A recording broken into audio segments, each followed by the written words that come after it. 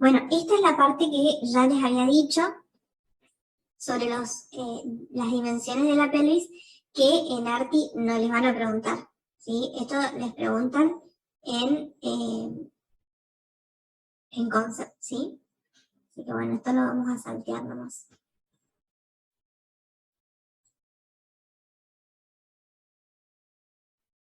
Muy bien. Y acá sí. Vamos a ver cuáles son las variaciones de la pelvis según el sexo. Esto es muy importante. Es pregunta examen, ¿sí? En el caso de la mujer, las paredes de la pelvis son menos gruesas que en el hombre, ¿sí? Es decir, el hueso va a ser más fino en la mujer, ¿sí? El coxal, por ejemplo, ¿sí? Por otro lado, la abertura superior de la pelvis es más amplia. Siempre la mujer, recuerden que debido a que su cuerpo se va a preparar como un canal de salida para el bebé que van a nacer, entonces sí o sí su anatomía va a ser más ancha en la región de la pelvis, entonces la abertura superior es más amplia, ¿sí? Y la pelvis menor, por debajo del estrecho superior, también va a ser más ancha en la mujer, ¿sí? Otra característica es que la sínfisis púbica es menos alta o más baja, ¿sí? Más baja, me parece más fácil de recordar. La pelvis en la mujer es más baja que en el hombre. Pero, ¿a qué se refiere con baja? Vamos a ver aquí una imagen. No es que la tiene por las rodillas, digamos, sino que, fíjense, la sínfisis púbica, fíjense la altura que tiene acá y la altura que tiene acá. Esta es la del hombre, ¿ven? Y esta es la de la mujer. Esta es mucho menos alta, como dice el Power, o más baja. Bueno. Y por otro lado, la concavidad de la pared posterior es más acentuada. ¿A qué se refiere con esto? A la región del sacro y del coxis, ¿sí? Fíjense acá. Esta parte es la que está comparando, ¿sí? Con esta. La compara, o sea, hombre con mujer. Y dice que la concavidad de la pared posterior en la mujer es más acentuada. Y se acuerdan que habíamos dicho anteriormente que el ángulo, el promontorio, era más agudo en la mujer. Y fíjense, coincide con esto de que la concavidad posterior es más acentuada. Y por otro lado, la abertura inferior es más amplia también, ¿sí? Entonces las dos aberturas, tanto la superior como la inferior y la pelvis menor, son más amplias que en el hombre. Además, las ramas isquiopubianas son más delgadas y están más separadas lateralmente, ahora lo voy a mostrar en la imagen, de tal manera que el arco del pubis forma un ángulo más abierto en la mujer que en el hombre, ¿sí? Fíjense acá, podemos ver eso.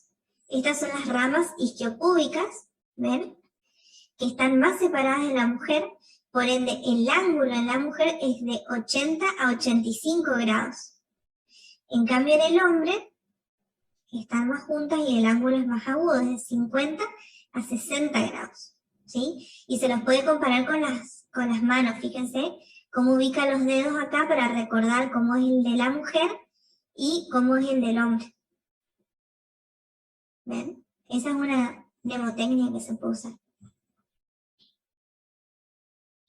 Bien, entonces en el hombre este ángulo equivale al espacio comprendido entre los dedos índice y medio, y en la mujer es similar al espacio comprendido entre el pulgar y el índice, ¿sí?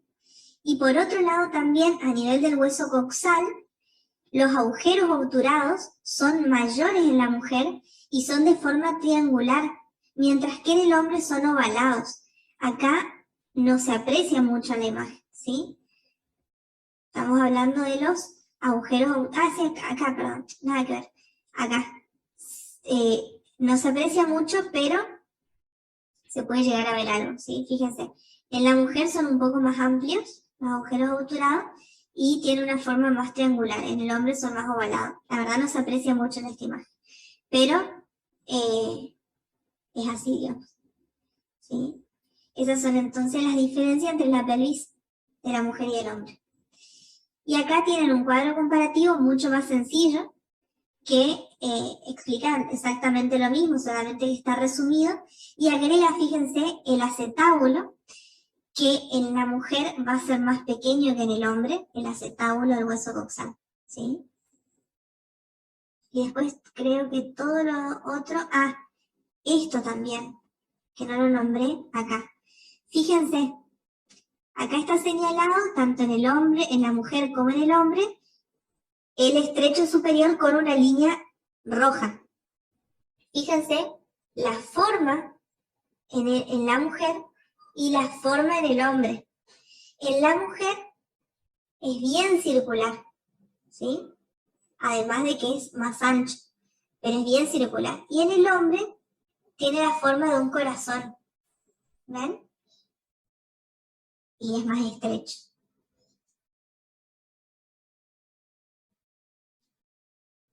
Bien. ¿Alguna pregunta con esto de las diferencias? O sea que no solamente hay diferencia en los músculos del periné, sino también en cómo se ubican o cuáles son las características óseas del hombre y de la mujer. O sea, hay muchas diferencias que hablar acá en lo que es pelvis. Fíjense que cuando hablamos de miembro superior, miembro inferior, cabeza y cuello, nunca nombramos diferencias entre el hombre y la mujer. Acá es donde se ven las mayores diferencias, ¿sí? Bueno, si no hay preguntas, vamos a pasar a lo que son las articulaciones de la cintura pélvica, que es así como están descritas en el libro. Y bueno, acá sí les voy a compartir la aplicación para que ustedes puedan ver. Bueno, vamos acá con las articulaciones ahora. Fíjense, bueno, de paso, vamos a ver. Ahí lo voy a dejar. ¿Esto para ustedes es una pelvis de hombre o de mujer? ¿Será que en la aplicación aparecen diferentes? Veamos. Ahí está la de la mujer. Sí, vamos a seleccionar. Y ahí está la del hombre. ¿Ven? Sí, hay diferencias, ¿vieron? Y ahora, fíjense. Lástima, no sé si se puede comparar. Y ahí está la de la mujer. ¿Ven? Bueno, vamos a ver las articulaciones. ¿Qué articulaciones entonces tenemos a nivel de la pelvis? Vamos a hablar, la principal la nombramos todo el tiempo, que es la sínfisis púbica, ¿sí? Pero no es la única, aunque es la más importante, y tampoco son muchas. Primero tenemos que saber que los dos huesos coxales están unidos entre sí. En el primer punto que van a estar unidos va a ser a través de la sínfisis púbica, ¿sí? Pero además también van a estar unidos a través del sacro, ¿sí? En las articulaciones sacroiliacas. Ahí. Y también van a estar unidos por los ligamentos sacroespinosos y sacrotuberosos, ¿sí? Ahí tenemos el sacrotuberoso y vamos a agregar el sacroespinoso.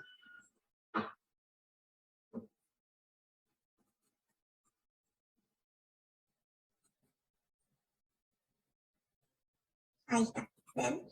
Entonces el ligamento sacrotuberoso y sacroespinoso también forman parte de articulaciones de la pelvis, ¿sí?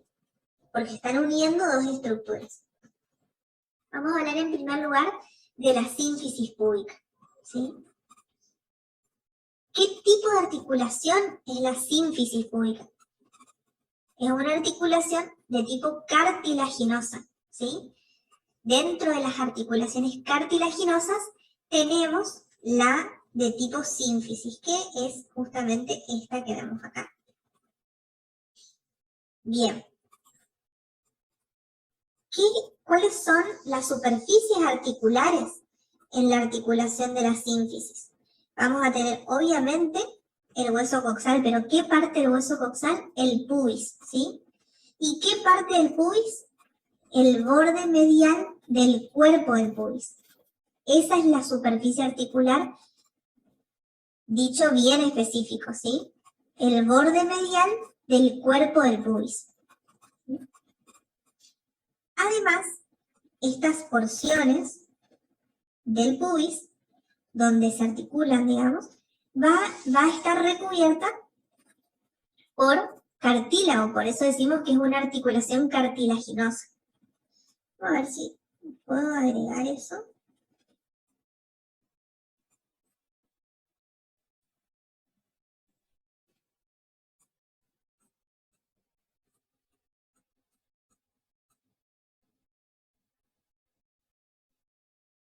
No aparece el cartílago, no aparece, pero esta parte está recubierta entonces por cartílago. Pensé que podría llegar a aparecer.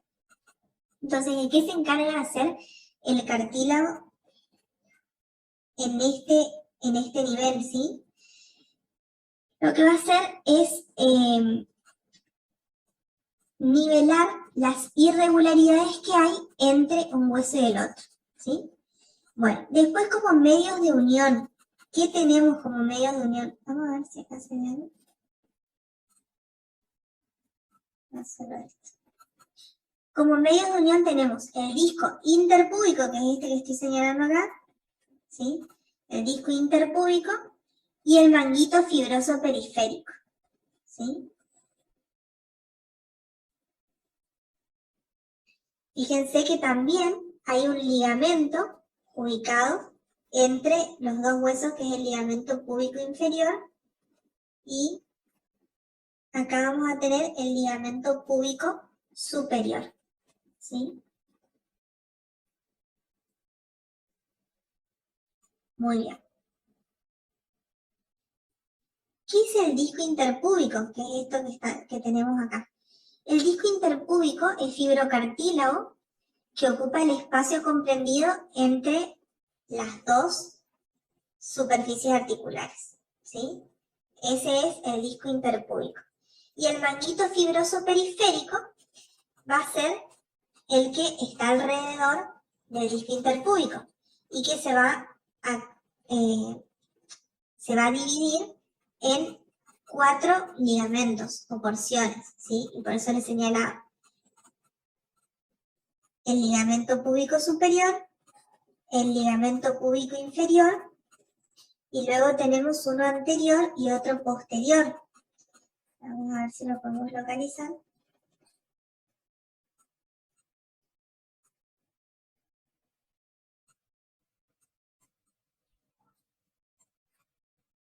¿Ven? No aparece el ligamento púbico anterior ni el posterior, pero en sí son 4 ligamentos, ¿sí? Los que forman el manguito fibroso periférico.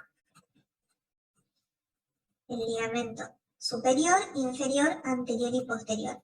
El inferior también recibe el nombre de ligamento arqueado del pubis, ¿sí? Ese es otro nombre que puede recibir este que tenemos acá señalado, que es el ligamento púbico inferior. Y muy bien, y esa es entonces la articulación de la sínfisis.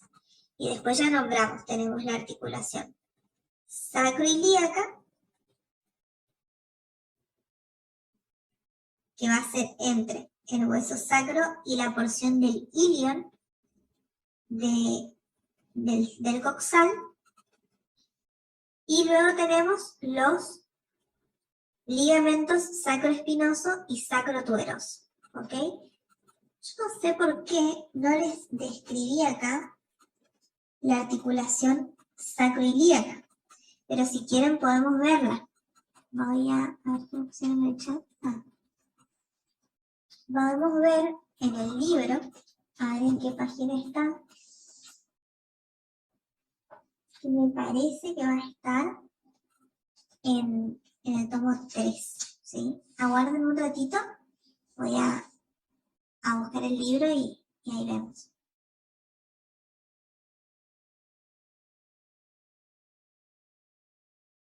Bueno, en la página del tomo 3, en la página 361, van a tener descripción de los ligamentos sacrotuberoso y sacroespinoso, pero no está descrita la articulación sacroiliaca, así que ahora miro en el tomo 2. Ajá, ahí Lucas, ¿vos encontraste en qué página lo encontraste? Si lo tenés a mano. Página 77.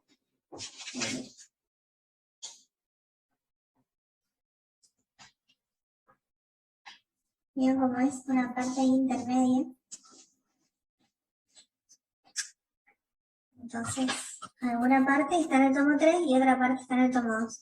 Entonces, el ligamento sacrotuberoso y sacroespinoso en el tomo 3, página 361.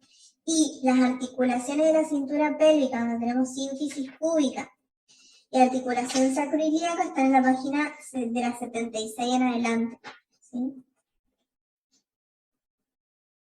En la página 78 específicamente tenemos la articulación sacroiliaca.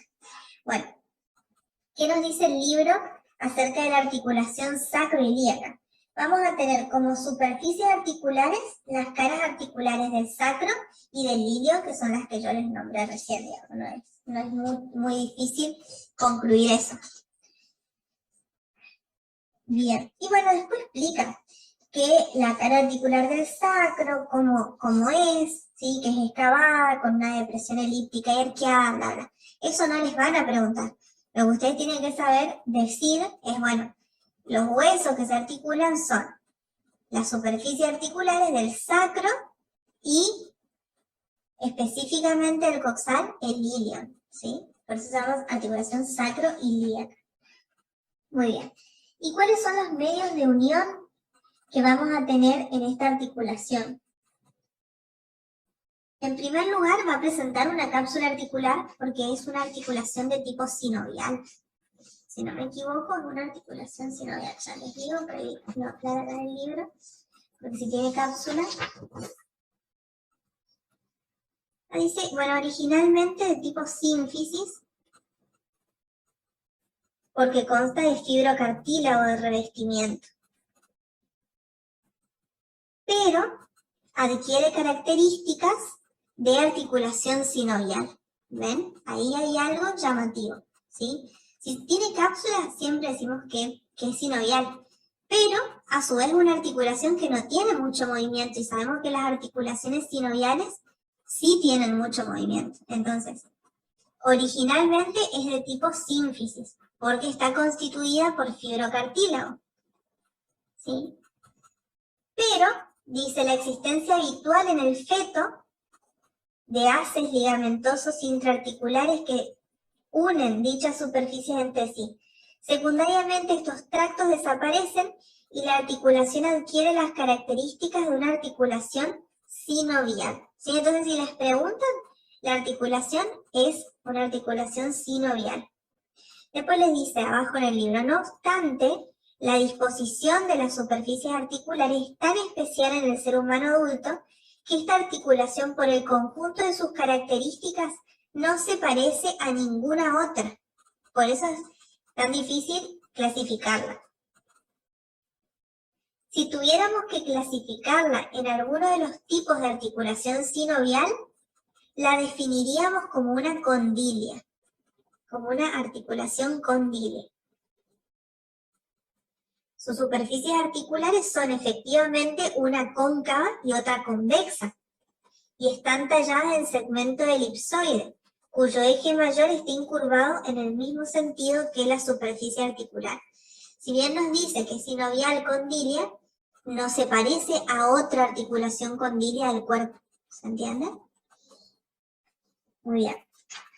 Entonces, Dentro de los medios de unión, en primer lugar vamos a tener la cápsula articular, que acá no aparece, ¿sí?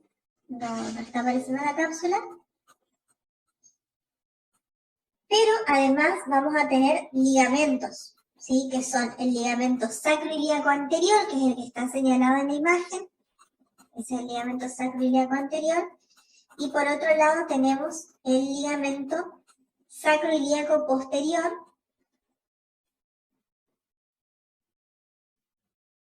que va a estar en relación con el ligamento iliolumbar. ¿Ven?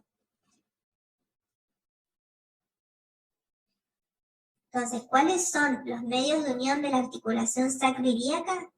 Cápsula articular y ligamentos de refuerzo. ¿Cuáles son? Ligamento sacroiliaco anterior, ligamento sacroiliaco posterior.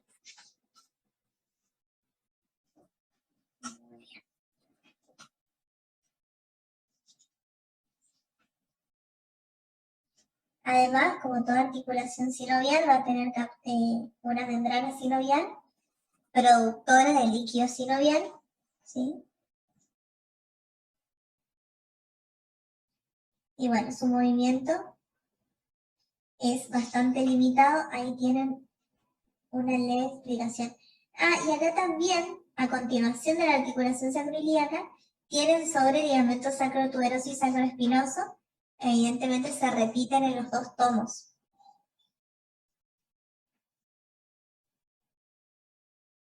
Muy bien. ¿Alguna pregunta con respecto a esto?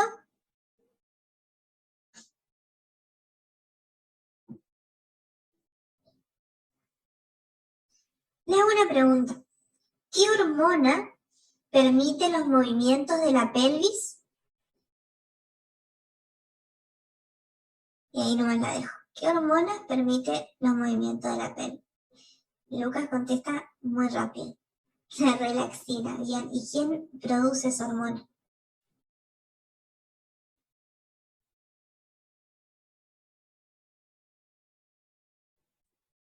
La hormona relaxina, ¿quién la produce? El ovario, exactamente, ¿sí? Es la que permite que durante el avance del embarazo en la mujer, todas estas estructuras puedan moverse e ir preparando el canal de parto para la salida del bebé, ¿sí? Perfecto. Muy bien. ¿Alguna pregunta tienen? Creo que ya les hablé de todo, pero por ahí tienen alguna duda. Después, en cuanto a la irrigación, voy a ver para decirle en qué página del libro puede estar lo que es irrigación.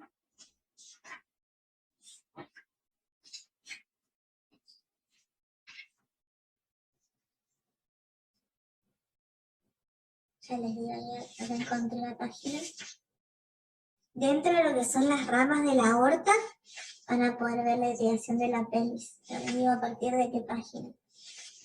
¿Se acuerdan que nosotros habíamos visto? Esperen, voy a poner eso para que ustedes entiendan. Ahí está. ¿Se acuerdan que nosotros habíamos visto que teníamos la aorta? Ahí está. Teníamos la aorta abdominal, ahí la señaló, que luego tenía sus ramas terminales, entre las cuales teníamos la arteria ilíaca común del lado derecho y la ilíaca común del lado izquierdo. A su vez, estas arterias ilíacas comunes se diferenciaban en arteria ilíaca externa y arteria, ahí está, y arteria ilíaca interna, ¿sí? Y estas dos iban a dar diferentes ramas. La ilíaca externa era la que luego de atravesar el ligamento inguinal iba a cambiar de nombre y iba a empezar a llamarse arteria femoral, ¿sí? Pero la ilíaca interna, cuando nosotros hablábamos de la irrigación del miembro inferior, veíamos que solamente había 4 ramas que se encargaban de irrigar parte del miembro inferior en la región glútea.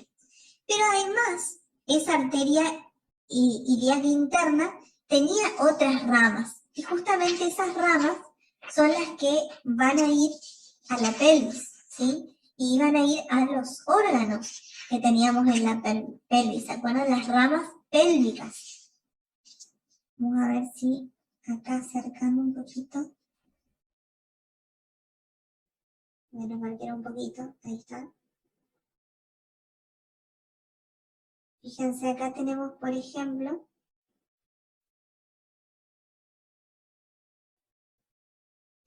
la arteria iliolumbar, que viene del tronco posterior de la ilíaca interna, ¿sí? Y fíjense todo lo que recorre la parte del hueso. Solamente un ejemplo. Pero ustedes tienen que ver cuáles son las ramas, que nosotros ya vimos eso, lo vimos cuando hablamos de irrigación del miembro inferior, cuáles son las ramas de la arteria ilíaca interna, ¿sí? Que se van a encargar de irrigar la pelvis. Y después de la ilíaca externa, fíjense que da ramas prácticamente antes de convertirse en arteria femoral, que son la epigástrica inferior y la ilíaca circunfleja profunda, que también va a ir aparte de lo que es pelvis, ¿ven? Esas dos. Después ya una vez que pasa y se transforma en arteria femoral, las ramas, por ejemplo, la epigástrica superficial también va a ir hacia la pelvis y la circunfleja ilíaca superficial va a ir a parte de la pelvis y parte del muslo, ¿sí? Pues todas las demás ramas de la femoral van a ir directamente al miembro inferior, ¿sí? Así que todo está basado, la irrigación, en las ilíacas externa e interna, ¿sí?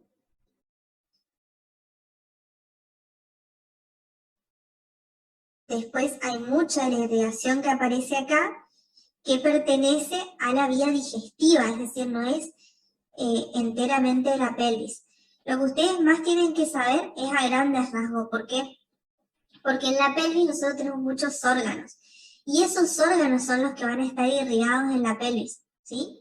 Entonces, no les van a preguntar la irrigación de todos esos órganos, toda la irrigación de la mesentérica inferior, de la mesentérica superior, es bastante compleja. Esa irrigación no le van a preguntar. Lo que le van a preguntar es cuáles son los vasos principales de la pelvis, nada más, ¿sí? Entonces tienen que saber ramas de la ilíaca interna, ramas de la ilíaca externa. Con eso se redefiende, ¿sí? ¿Alguna pregunta? Y después, en cuanto a la inervación, recuerden que acá tenemos nuevamente los plexos del miembro inferior, el plexo lumbar y el plexo sacrococcigio, y que ustedes ya lo tienen estudiado, así que es más de lo mismo. Todo esto está súper relacionado con el miembro inferior.